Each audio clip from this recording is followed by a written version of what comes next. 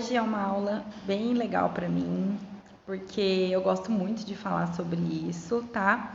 Vou deixar no Forms um vídeo que eu vou indicar para vocês, que vai ser bem explicativo. Ele é um filminho sobre o desenvolvimento embrionário dentro da barriga da mãe, obviamente, né?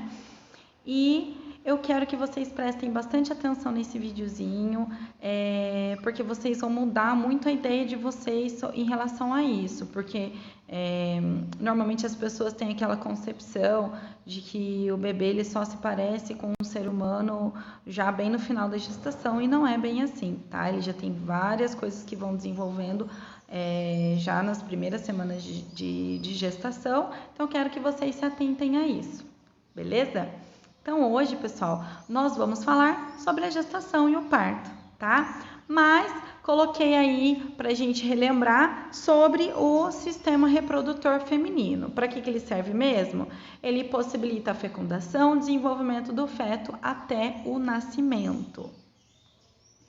Quais são as principais funções, então, do sistema reprodutor feminino, gente? Produção de gametas, produção de hormônios, estrógeno e progesterona, no caso da mulher, e nutrição e acomodação do feto até o seu nascimento. Pessoal, essa semana o slide vai estar um pouquinho mais teórico, não tem jeito, então vocês podem pausar, copiar no caderno com capricho, não esquecendo da pontuação, dos acentos, prestar atenção na grafia para não ter erro aí na escrita, né? Então, vamos lá, gente. Nem sempre o atraso menstrual significa uma gestação, tá? O atraso menstrual ele pode acontecer por alterações hormonais, pode acontecer por estresse, pelo abuso de álcool ou drogas ilícitas, por determinadas medicações, consumo excessivo de cafeína, por atividades físicas intensas. Tudo isso pode fazer com que a menstruação atrase. Então, atrasou a menstruação, o que a mulher tem que fazer? Ela tem que ir lá e fazer um teste de gravidez. Geralmente, o que as mulheres fazem? Compram um teste de farmácia, se der positivo, vai ao médico. De qualquer forma, gente, ocorreu um atraso menstrual, o ideal, mesmo que ele não signifique uma gestação, é você marcar um ginecologista para você ir ao médico para verificar o porquê que está acontecendo esse atraso menstrual, porque o ciclo menstrual, ele deve ter ali sua periodicidade, né? Ele deve ser mais certinho. Não é legal que o ciclo esse mês seja de 25 dias, mês que vem de 35, no outro mês de 40 dias, isso não é legal. Então, existem tratamentos para organizar esse ciclo menstrual, tá? Então, o teste de gravidez, ele pode ser feito pela urina ou pelo sangue. Quando é pela urina, o ideal é que seja pela primeira urina da manhã. Por quê? Porque o teste de gravidez, ele detecta um hormônio que é liberado durante a gravidez, chamado beta-HCG. Esse hormônio, ele vai aumentando muito no início da gestação. Então, esse exame, ele detecta justamente a presença do hormônio, desse hormônio da gravidez. E o ideal é que seja na primeira urina da manhã, porque você ficou bastante tempo com essa urina ali dentro do seu corpo, então a concentração hormonal é maior, então é mais fácil de você conseguir detectar. Por quê? Se você fizer um exame de gestação, de gravidez, bem no início, ali na primeira semana ou na segunda, pode ser que o exame não consiga detectar esse hormônio, porque está bem no comecinho e esse hormônio ainda não aumentou. Então, quando bem no início da gestação, tem que ser a primeira urina da manhã. E o mais confiável ainda é quando é feito pelo sangue, tá? Na gestação, gente, são produzidos algumas estruturas para poder possibilitar o desenvolvimento do embrião, né? Como que é o nome dessas estruturas? Eles são chamados anexos embrionários. Por quê? Eles vão proteger, nutrir, envolver o embrião e o feto até que ele nasça, tá? Quando vai ter início a gestação? A gestação vai ter início quando o ovócito é fecundado pelo espermatozoide, tá? Quando termina? Quando a mulher dá à luz. A duração da gestação. A gestação, ela vai ter uma duração aproximada de 9 meses, mas os médicos eles não contam em meses, eles vão contar como 38 semanas após a fecundação, tá? Ou 40 semanas após a última menstruação. Quando a fecundação acontece, gente, o zigoto, lembra que eu expliquei para vocês? Ele vai passar lá pela tuba uterina, vai indo até em direção ao útero, né? Empurrados ali pelos cílios da tuba uterina. Conforme ele vai passando os dias, ele vai sofrendo diversas mitoses. Então, de uma célula, né, que é o ovo fecundado, que ele é fecundado pelo espermatozoide. Então, junta o DNA do espermatozoide do pai com o DNA do óvulo da mãe, vai formar o zigoto. O zigoto, inicialmente, ele só tem uma célula. E essa célula vai sofrendo mitose, forma 2, mitose, forma 4, mitose, forma 8, até isso se multiplicando, e ele vira um aglomeradozinho ali de células. No livro didático de ciências, tem o nome de cada etapa, mas eu não vou exigir que vocês guardem isso. Aí, eu coloquei aqui uma tabelinha dos nossos anexos embrionários. Eu vou ler com vocês e depois eu vou explicar. Então, eu vou dar um zoom. O âmnion, ele é um saquinho que vai envolver o feto, tá? Vai envolver o embriãozinho. É uma membrana que vai delimitar a cavidade amniótica, que vai ser cheia de líquido, né? Que a bolsa da mulher rompeu, é aquele líquido amniótico lá, tá lá dentro. Então, o âmnion, ele é uma película, um saquinho que vai envolver tudo isso. Ele mantém o embrião no meio líquido, porque ele vai impedir que esse líquido extravase, né?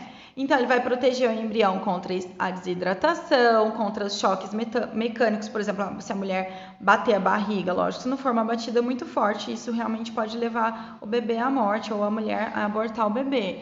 Mas choques pequenos vai proteger o embrião, ele auxilia na manutenção da temperatura desse embrião lá dentro.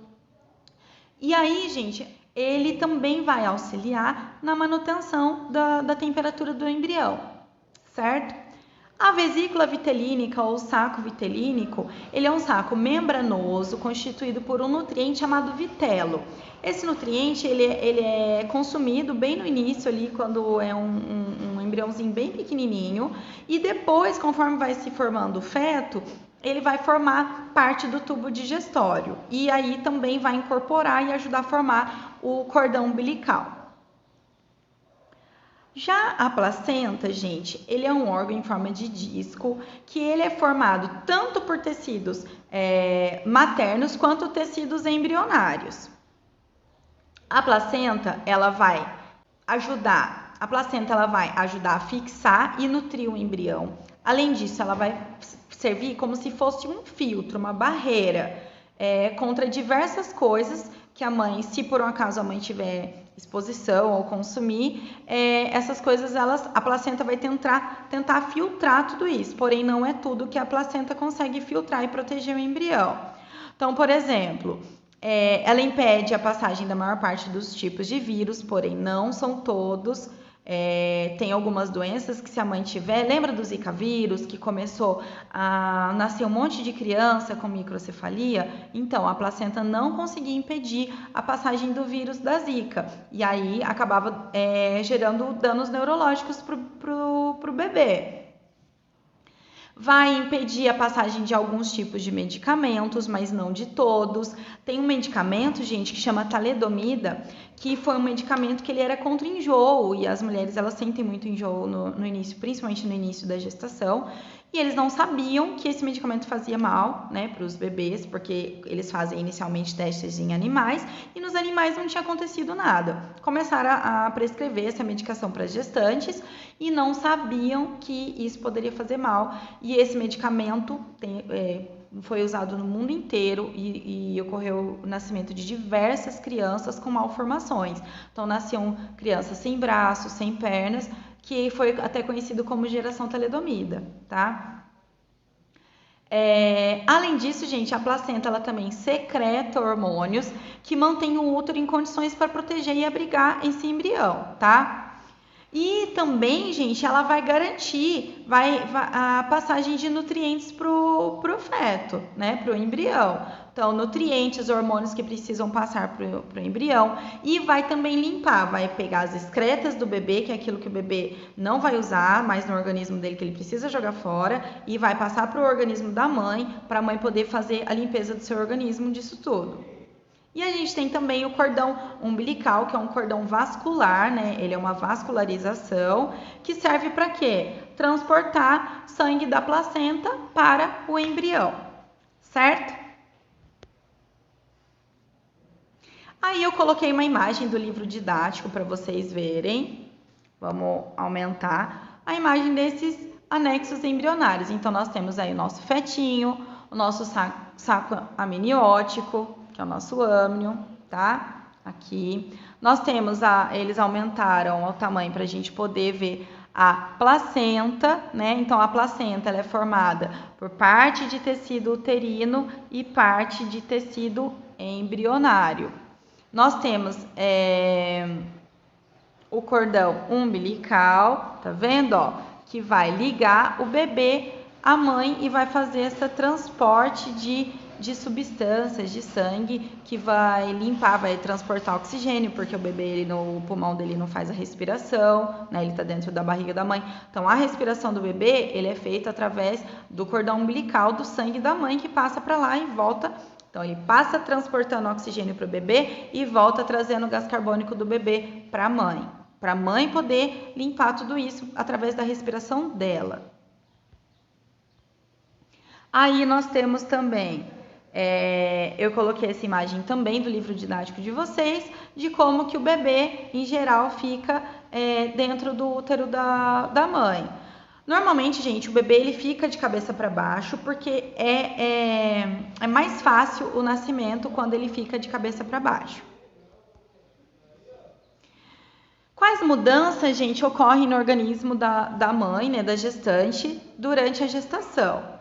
Então, o útero ele vai aumentar muito de tamanho, as mamas, os seios vão aumentar de tamanho por causa da produção de leite, para ajudar na produção do leite. A gestante, por conta da mudança ali da posição do estômago, porque a barriga está crescendo, e diversos hormônios, enfim, por vários motivos ela vai ter bastante azia, vômito, náusea, que geralmente vai até o 3º mês, mas isso varia de mulher para mulher. Eu tive vômito nas 2 gestações, do começo ao fim da gestação.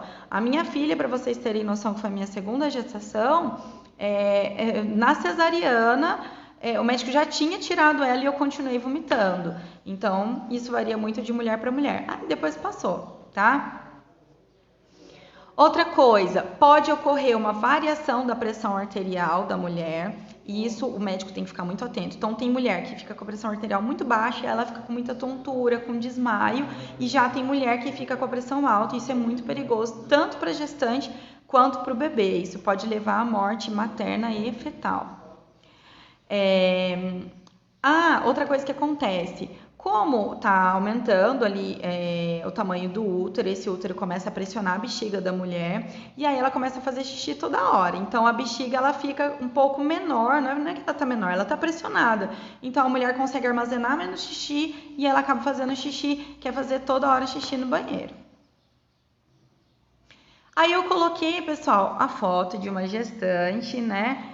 Ao longo da evolução da gestação, e eu quero que vocês observem uma coisa, a posição da coluna. Vocês conseguem perceber que no final a coluna dela tá bem envergada? Por quê? Eu tô com um baita barrigão ali, eu preciso colocar o meu tórax um pouco mais para trás para eu equilibrar o meu corpo, meu centro de gravidade muda. E por isso que às vezes a gestante ela pode sofrer tombo, ela pode ficar com a coordenação motora um pouco abalada. Por quê? Porque tá tendo toda essa mudança, né, no centro gravitacional dela, ela precisa o cérebro e todo o corpo dela se adaptar a isso. Uma coisa que é muito importante, gente, muito, é o pré-natal, que é o acompanhamento médico da gestante desde o início da gestação até o final da gestação, inclusive pós-gestação. No finalzinho, assim que o bebê nasce, ela ainda precisa ir ao médico para poder verificar se está tudo ok. No pré-natal, gente, vão ser feitos diversos exames, tanto na mãe quanto no bebê, ultrassom, exame de sangue, não o exame de sangue do bebê, exame de sangue da mãe, né, para poder ver se tem algum problema ali, porque diversos problemas, gente, falta de vitamina ou excesso, enfim, tem diversos problemas que eles podem ser detectados pelos exames e aí podem ser corrigidos ao longo da gestação. Alguns problemas não tem como corrigir, então malformação fetal não tem como corrigir. Algumas os médicos conseguem operar o bebê dentro da barriga da mãe para que o bebê já nasça com a cirurgia, e aí ele tem uma possibilidade maior de sucesso, de evolução. Outras não tem como, tá? Medicação, gente, só pode usar a medicação prescrito pelo médico, porque exatamente pelo que eu falei, algumas medicações não podem ser usadas durante a gestação, porque elas podem fazer mal ou para a mãe ou para o bebê. E em hipótese alguma, utilizar álcool ou drogas. Gente, isso afeta demais o desenvolvimento neurológico do bebê. Então, existem diversas crianças que nascem com dificuldade de aprendizagem ou deficiências mesmo por conta do uso de álcool e drogas durante a gestação. Isso é uma coisa muito séria, tá? O parto, gente, o parto ele pode ocorrer parto normal, entre aspas, que é o parto natural, em que é o parto vaginal, né? O bebê nasce pela vagina, ou parto cesariana, que daí é um método cirúrgico, tem que ocorrer dentro de um hospital para poder dar todo um amparo para a mãe e para o bebê. Tanto o parto cesariana, que só pode ser feito por médico, quanto o parto normal ou natural, é importante, gente, que ele seja supervisionado por um profissional da saúde, ou por um médico, ou por uma doula, né, no caso do parto normal. É muito importante que isso aconteça para ajudar, né, a gestante ali na hora do parto, auxiliar o bebê, limpar o bebê. Tem uma série de coisas que tem que ser feito ali logo após o pós-parto para poder auxiliar o bebê e a mãe.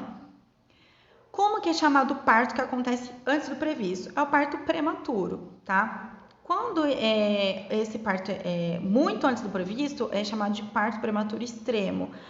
Quanto mais extrema for a prematuridade, maior vai ser a chance de ter sequelas pro bebê. Gente, isso é uma coisa muito séria, isso é uma coisa que eu vivi na pele. Meu filho, ele nasceu prematuro extremo de 28 semanas. Ele ficou com diversas sequelas, uma delas é a sequela visual. Então, meu filho, ele é deficiente visual de um olho, ele é cego, completamente cego de um olho e deficiente visual de baixa visão do olho esquerdo por conta da prematuridade extrema. Além disso, a prematuridade ela aumenta o risco de diversas doenças, de diversas síndromes, de diversas condições. Uma delas é o autismo e o meu filho ele é autista severo, né? Ele é um autista severo, não verbal, é um doce de criança, é extremamente carinhoso e, porém, ele tem muitas dificuldades, né? Então, por isso que é muito importante o pré-natal.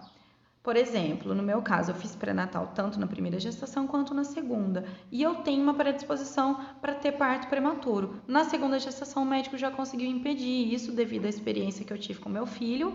Ele utilizou uma série de medicações que eram colocadas tanto de forma oral quanto de forma vaginal, que conseguiram segurar a minha segunda filha até completar as 39 semanas de gestação.